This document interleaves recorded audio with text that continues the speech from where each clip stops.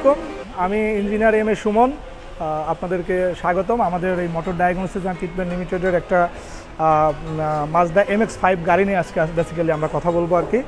দুদিন একটা ওয়ার্কশপে পড়েছিল এবং ওনারা অনেক ট্রাই করছে কাজ করার জন্য, বাট আনফর্চুনেটলি তারা আসলে কাজটা ফিক্স করতে পারে নাই। দেন তারপরে একটা সোর্সের মাধ্যমে আমাদের কাছে গাড়িটি এসে পৌঁছেছে। তো গাড়িটা আমরা রিসিভ করেছি এবং আমরা আশা করতেছি যে এই গাড়িটার যে প্রবলেম আছে সেই প্রবলেমগুলি আমরা ফিক্সিং করে গাড়িটি পূর্বের নাই আবার আমরা রাস্তায় চালাবো।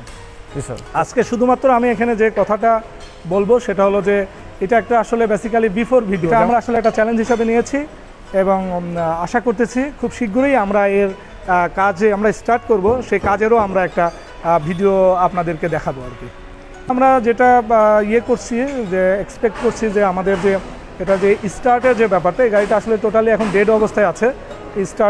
স্টার্ট হয় না, এটা ব্রেকে প্রবলেম আছে, আর অন্যান্য অনেক জায়গায় প্রবলেম আছে। সব কিছু ফিক্সিং করতে আমাদের একটা ধারণাতে 15 থেকে 20 দিন সময় লাগবে আর কি। সমস্ত কিছু করে কিছু প্রোগ্রামিংয়ের ব্যাপার আছে, এটা ইঞ্জিন কন্ট্রোলারের সাথে ম্যাচ করানোর কিছু ব্যাপার আছে, কিছু পার্টস হয়তো বা আমাদেরকে দেশের বাইরে থেকেও কালেক্ট করা লাগতে পারে আর কি, ক্ষেত্র বিশেষ সব ডিপেন্ড করবে। আমরা যখন কাজ শুরু করবো তো তারপরেও আমরা একটা ধারণা করতেছি যে গাড়িটা ইঞ্জিন স্টার্ট এবং রোডে চালানোর জন্য আমাদের হয়তো 15 থেকে 20 দিন মতো সময় লাগবে। আমরা একটা চ্যালেঞ্জ নিয়েছিলাম, আপনারা জানেন যে এটা একটা ডেড অবস্থায় এসেছিল, তা আলহামদুলিল্লাহ এই কাজটি আমরা সম্পূর্ণ করে ফেলেছি।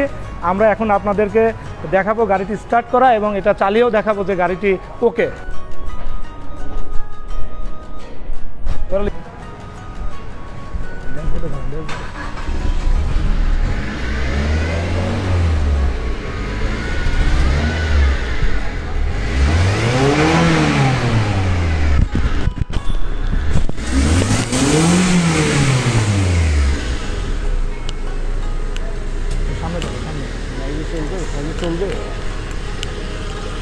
এই তো গাড়ি রান করা শুরু করেছে, আপনারা দেখতে পাচ্ছেন যে আমাদের গাড়ি অলরেডি চলা শুরু করে দিয়েছে।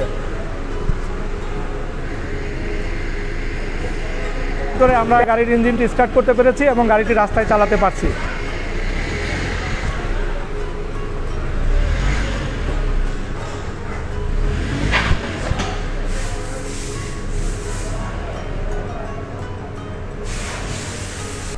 আমরা দেখলাম যে একটা ডেড গাড়ি আমরা স্টার্ট করলাম এবং চালিয়ে আপনাদেরকে দেখালাম।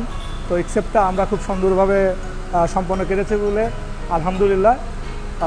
আমরা এই পর্যায়ে এখন আমরা আপনাদেরকে কিছু কথা শোনাবো। আমাদের যিনি এই কাজটি করেছেন, একটা বলা যায় যে একটা জটিল কাজ তিনি খুব শর্ট টাইমের ভিতরে সম্পন্ন করেছেন এবং এই জটিল কাজটি যিনি খুব শর্ট সময়ের মধ্যে সমাধান করেছেন, আমরা এখন তার সাথে কথা বলবো।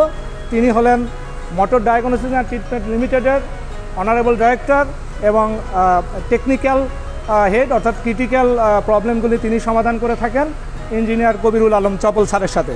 স্যার, আপনি যদি আমাদেরকে একটু বলতেন যে এই একটা মানে এত কঠিন একটা কাজ, অর্থাৎ একটা গাড়িটা একটা ডেড অবস্থায় আছে, সেটাকে কিভাবে আমরা এত দ্রুত সময়ে স্টার্ট করলাম এবং গাড়িটি রাস্তায় চালাতে পারলাম, এই বিষয়ে আমার যারা কাস্টমার আছেন এবং যারা গাড়ি প্রেমী আছেন তাদের জন্য যদি কিছু কথা বলতেন আর কি। ধন্যবাদ মিস্টার সুমন।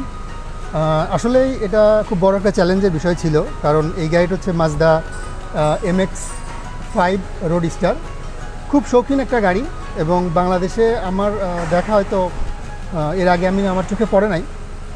তো এই গাড়িটার সবচেয়ে বড় চ্যালেঞ্জ যেটা ছিল সেটা হচ্ছে গাড়িতে অ্যাক্সিডেন্ট করার পরে এই গাড়িটা কোনো একটা ওয়ার্কশপে দীর্ঘদিন পড়েছিল।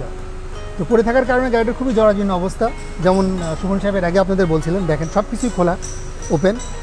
তো নর্মালি আমরা সাধারণত কোনো ক্রিটিক্যাল কাজ করার সময় যেটা করি, একটা গাড়িতে কোনো লাইন বা কোনো কিছু যদি না পাই, খুঁজে না পাই যে এটা কোথায় লাগবে, কীভাবে করব, তখন আরেকটা গাড়ি থেকে আমরা রেফারেন্স নিই। তো এই গাড়িটার ক্ষেত্রে এই ধরনের কোনো সুযোগ ছিল না, আরেকটা গাড়ি থেকে রেফারেন্স নেওয়ার কোনো সুযোগ ছিল না, কারণ এই মডেলটা এক্সেপশনাল মডেল এবং নাই বলেই চলে। সো এটার অনেক তথ্য সংগ্রহ করা লাগছে, সমস্ত স্পেয়ার পার্টস যেগুলো ছিল না গাড়িতে সেই স্পেয়ার পার্টসগুলো নতুন করে আবার কালেক্ট করা লাগছে। এর আরেকটা চ্যালেঞ্জ ছিল, গাড়িটা হচ্ছে সিকিউরিটি সিস্টেম সংবলিত গাড়ি, এখানে ইমোবিলাইজার সিকিউরিটি সিস্টেম আছে। ইমোবিলাইজার সিকিউরিটি সিস্টেমকে ম্যাচ করানো একটা ছিল, চ্যালেঞ্জ ছিল। ইমোবিলাইজার সিকিউরিটি সিস্টেম ম্যাচ করানোর পরে এর যে control area network system, CAN communication সিস্টেমটাকে সঠিকভাবে একে অ্যাক্টিভ করা এবং প্রত্যেকটা ইসিউর সঙ্গে ইসিউর যে করানো যে ব্যাপারটা, উইদাউট এনি রেফারেন্স, কোনো গাড়ি নাই আমাদের কাছে যেখান থেকে আমি দেখে বলতে পারবো যে কোন লাইনটা কোথায় লাগবে। তো বিষয়টা আসলে অনেক বড় একটা চ্যালেঞ্জের বিষয় ছিল।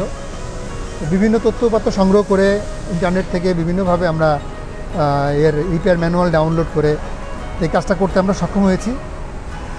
তো এখনও এর অনেক বড় চ্যালেঞ্জ আছে, যে গাড়িটাকে ডেকোরেশনের যে বিষয়টা আছে, এর ফেন্ডারগুলো নাই, বনেট কাভার টাভার এগুলো সব আমরা আনাচ্ছি। এগুলো আনানোর পরে এগুলোকে ফিটিং করে আবার গাড়িটাকে একদম আগের পূর্ব অবস্থায় ফিরিয়ে আনা, এটা একটা বড় চ্যালেঞ্জ। তো ইনশাল্লাহ আপনাদের দোয়া থাকলে অবশ্যই আমরা সেটাও পারবো, এবং পরবর্তীতে যখন আমরা এটা মানে শেষ করতে পারবো, আমরা আবার আপনাদেরকে এই বিষয়ে আপডেট দেবো। ধন্যবাদ Suman. Thank you sir. Sir যে কথা বললো, আসলে একটা রিপেয়ার ম্যানুয়াল যদি না থাকে, এই গাড়িগুলি খুবই কম। আমি আমার ভিডিও শুরুতেই বলেছি যে গাড়িগুলি খুবই কম, যার কারণে রিপেয়ার ম্যানুয়ালও আসলে নাই, যার কারণে আমাদের একটু বেশি কষ্ট হয়েছে। স্যার যেটা বললো যে রিপেয়ার ম্যানুয়াল কালেক্ট করে সেই রিপেয়ার ম্যানুয়ালের ইনস্ট্রাকশন অনুযায়ী কাজটি সমাধান করার জন্য। তো ফাইনালি আমরা করতে পেরেছি, আলহামদুলিল্লাহ। তো আমরা এখন যেটা করব, আপনাদেরকে বলেছিলাম যে আমাদের সাথে কাস্টমারের একটা কথা ছিল যে গাড়িটা স্টার্ট করে দেওয়া পর্যন্ত। তো আমরা ফার্স্ট ধাপের কাজটা সম্পন্ন করে ফেলেছি, গাড়ি স্টার্ট করে গাড়ি রোডে চলার মতো ব্যবস্থা করেছি। আমরা কাস্টমারকে অফার করব, চাইলে কাস্টমার এই অবস্থায় ডেলিভারি নিয়ে তার হয়তো পরবর্তী কাজগুলি করতে পারে, অথবা যদি আমাদেরকে দেয় তাহলে আমরা হয়তো সমাধান করে দিতে পারি।